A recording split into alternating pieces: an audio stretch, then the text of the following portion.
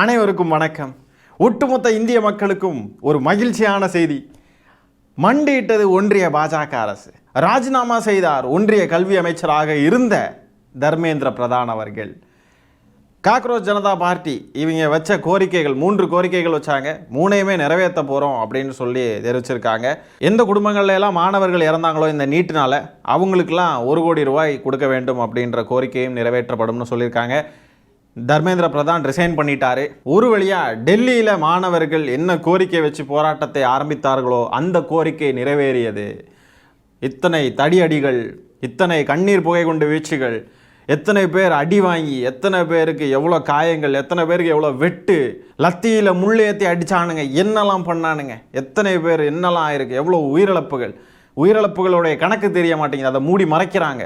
ஆகவே இவ்வளோ போராட்டத்திற்கு பிறகு இந்த ஒரு வெற்றி கிடச்சிருக்கு. ராத்திரி பகல் தூங்காமல் இதுக்காகவே பாடுபட்டு இந்த ஒன்றிய பாஜக அரசை எதிர்த்து போராடி வெற்றி கிடச்சிருக்கு. ஆனால் வெயிட் பண்ணுங்க, இது முடிவில்லை, இதுதான் தொடக்கம். இனிமே தான் மெயின் பிக்சர் இருக்குது. இது வெறும் டீசர் தான்.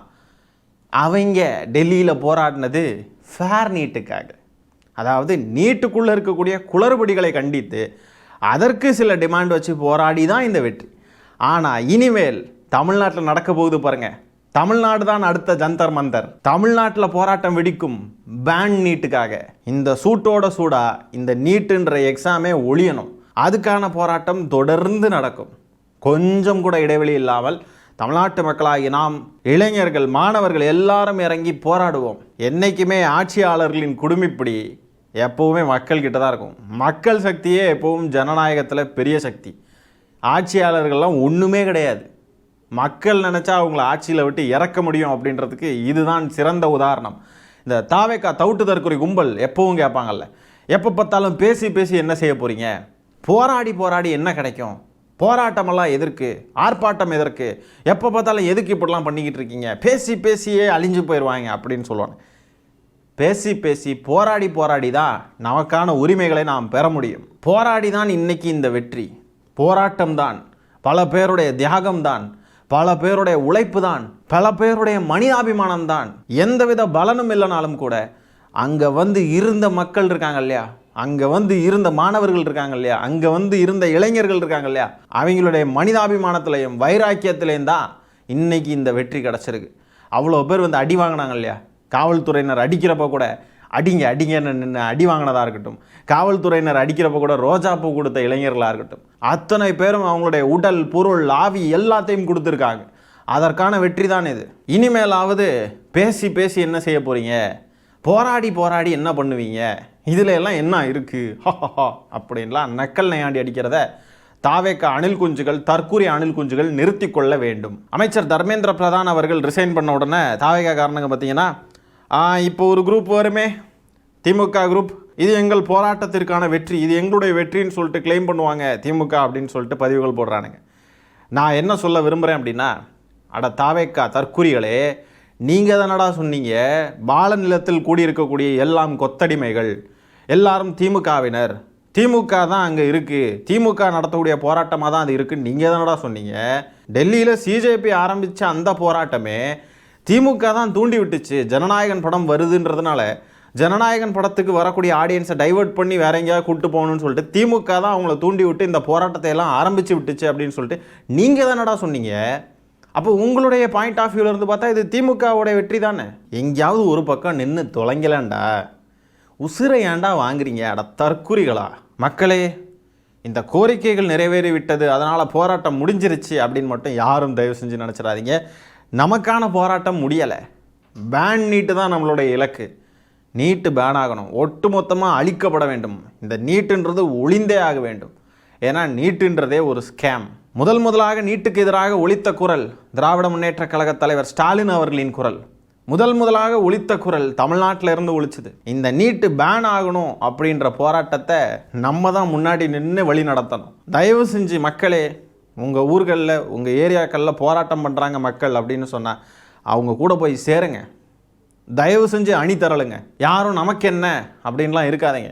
நம்ம எல்லாரும் நினச்சா கண்டிப்பாக இதை சாத்தியப்படுத்த முடியும். ஆனால் இந்த தர்மேந்திர பிரதானுடைய ரிசைன் ஒரு பர்சனல் விக்ட்ரி மாதிரி தான் நமக்குலாம் ஃபீல் ஆகுது. ஏன் அப்படின்னா மும்மொழி கொள்கையை நம்ம எதிர்த்தோம் அப்படின்றதுக்காக, நேஷ்னல் எஜுகேஷன் பாலிசி NEPயை நம்ம எதிர்த்தோன்றதுக்காக நமக்கு தர வேண்டிய கல்வி நிதியை தராமல் மறுத்தார் இதே தர்மேந்திர பிரதான். அது எவ்வளோ சிக்கலான ஒரு விஷயமாக அன்னைக்கு ஆண்டுகிட்டு இருந்த திமுக அரசாங்கத்துக்கு இருந்தது அப்படின்றது நம்ம எல்லாருக்குமே தெரியும். அந்த தொகையை தராததுனால மாநில அரசு நம்மளுடைய பட்ஜெட்டில் தாக்கல் பண்ணுறப்போ நம்ம பட்ஜெட்டில் அதை இன்க்ளூட் பண்ணி அந்த தொகையை நம்ம சரி கட்டணும். அவ்வளோ நமக்கு ப்ரெஷர் கொடுத்தாங்க. அந்த தர வேண்டிய காசை தராமல் 2000 சொச்சம் கோடி ரூபா தராமல் எப்படி இழுத்தடிச்சார். இன்றைக்கி வரைக்கும் தரல அந்த காசை.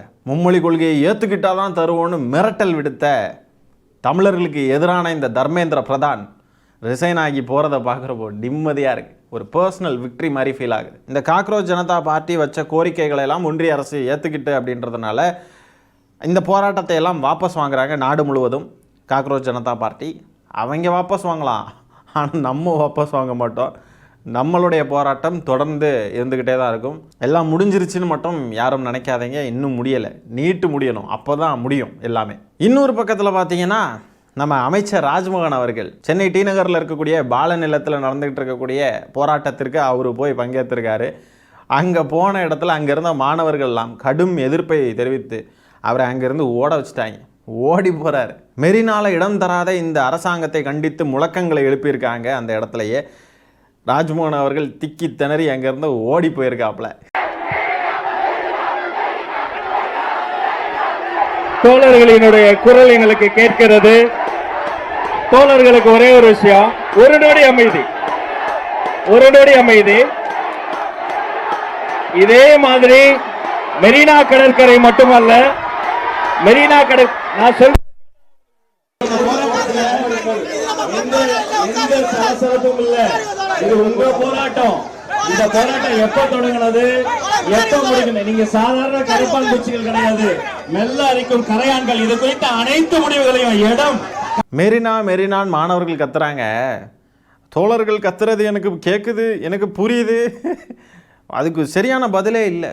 அதுக்கான ஒரு பதில், மெரினாவை ஏன் மூடி வச்சுருக்காங்க, அதுக்கு இனிமேல் போராட்டம் பண்ணலாமா கூடாதா, எந்தவித பதிலும் இல்லை. மழுப்பிக்கிட்டு அப்படியே நழுவுறாரு பாருங்க. இந்த வீடியோ நம்ம இப்போ பார்த்தோம்ல, அதில் ஆடியோ சரியாக கேட்கல. அந்த இடத்துல ராஜ்மோகன் அவர்கள் என்ன பேசியிருக்காருன்னு பார்த்தீங்கன்னா, கிளியராக என்ன சொல்லியிருக்காரு அப்படின்னா, நீங்கள் எல்லா முடிவுகளும் எடுங்க, எங்கே போராடணுன்றதை நீங்கள் முடிவு பண்ணுங்க, நாங்கள் உங்களுக்கு ஆதரவு தருவோம் அப்படின்னு சொல்லியிருக்காரு. அதே எப்படி? மெரினாவை தான் மூடி வச்சுருக்கீங்களே, யாரும் போகக்கூடாதுன்னு, அப்புறம் எப்படி ஆதரவு தருவீங்க? எல்லாருக்குமே தெரியும் மெரினாவில் தான் கூடுறதுக்கு எல்லாரும் முயற்சி பண்ணுவாங்க அப்படின்னு. கரெக்டாக மெரினாவை தான் மூடி வச்சுருக்காங்க. அதாவது என்னென்னா, இப்போ இந்த போராட்டம் வெற்றி அடைஞ்சிருச்சு. தர்மேந்திர பிரதான் அவர்கள் ரிசைன் பண்ணிட்டார். இது தெரிஞ்ச உடனே நேராக வந்துட்டாங்க. அப்படியே ஓடி ஸ்டிக்கர் ஒட்டிடுறது, தாவேக அரசாங்கம் மாணவர்களுக்கு ஆதரவாக இருந்தது, அதனால தான் இந்த போராட்டத்தை தமிழ்நாட்டில் முன்னெடுத்து இதை ஒரு வெற்றிகரமான ஒரு போராட்டமாக நடத்த முடிஞ்சிச்சு அப்படின்னு சொல்லிட்டு ஸ்டிக்கர் ஒட்டுறதுக்காக. ஆனால் இந்த தாவேக அரசாங்கம் என்னென்ன முட்டுக்கட்டையெல்லாம் போட்டுச்சுன்றதை நம்ம பார்த்துக்கிட்டு தான் இருக்கோம். இந்த போராட்டம் தமிழ்நாட்டில் ஆரம்பித்ததுலேருந்து எத்தனை மாணவர்களை கைது பண்ணாங்க. இந்த பால நிலத்திலே கூட அவ்வளோ குடைச்சல் கொடுத்தாங்க, அவ்வளோ குடைச்சல், தினமும் ஒவ்வொரு நொடியும் குடைச்சல், அவ்வளோ இடையூறுகள், அவ்வளோ பிரச்சனைகள்.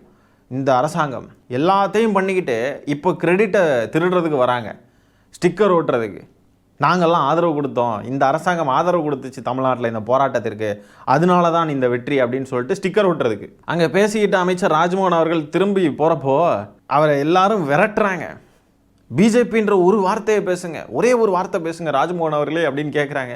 அவர் பதிலே சொல்லாமல் ஓடி போயிட்டாப்லங்க. இங்கேருந்து தப்பிச்சு ஓடினா போதும், எல்லாரும் நம்மளை பயங்கரமாக கேள்வி கேட்குறாங்க, விரட்டுறாங்கன்னு சொல்லிட்டு ஓடி போயிட்டாப்ல.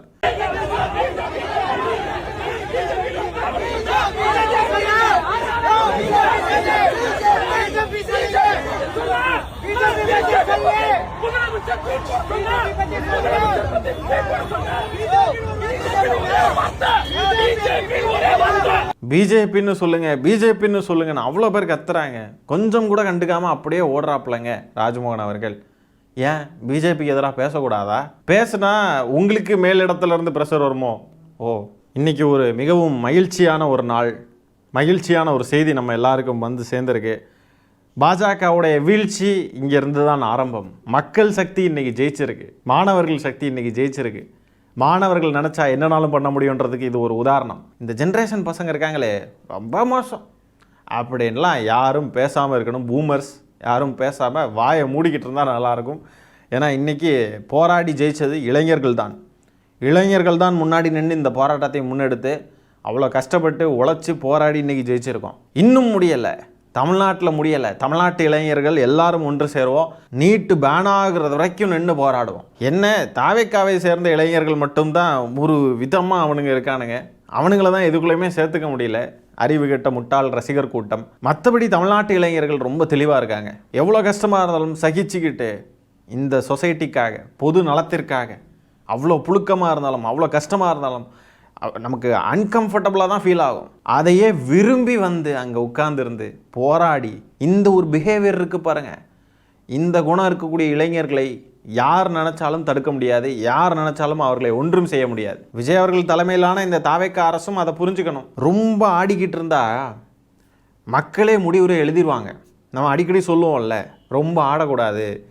ஆட்சியாளர்கள் அரசியல்வாதிகளுக்கு வந்து அவங்களுடைய குடிமைப்பிடி எப்போவுமே மக்கள்கிட்ட தான் இருக்கும்.